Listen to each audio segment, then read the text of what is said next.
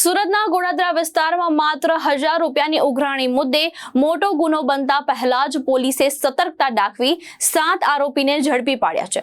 શું છે સમગ્ર વિગત, આવો જાણીએ। સુરતના ગોડાદરા વિસ્તારમાં માત્ર ₹1000ની ઉઘરાણી મુદ્દે થયેલી બોલાચાલીએ ગંભીર રૂપ ધારણ કર્યું। સચિન ચૌધરી અને મુખ્ય આરોપી કનૈયા વિશ્વકર્મા વચ્ચે પૈસા મામલે ઝઘડો થયો। આ દરમિયાન કનૈયાએ પોતાના સાગરીતોને ઘાતક હથિયાર સાથે બોલાવ્યા હતા અને સચિન ચૌધરી પર હુમલો તથા હત્યા કરવાની યોજના બનાવી, પરંતુ પોલીસને મળેલી માહિતીના આધારે સમયસર કાર્યવાહી કરતા સમગ્ર ગેંગને ઝડપી પાડવામાં આવી હતી। આરોપીને પકડતી વખતે પોલીસની દમદાર કાર્યવાહી પણ જોવા મળી, જેમાં એક આરોપીને પકડીને બાઇક સ્લીપ કરાવી અને એક પોલીસકર્મી તેના ખભા પર ચડી ગયો હોવાનો વિડીયો સીસીટીવીમાં કેદ થયો છે। પોલીસે કુલ 7 આરોપીને ઝડપી પાડ્યા છે, જેમાં એક સગીર વયનો આરોપી પણ સામેલ છે।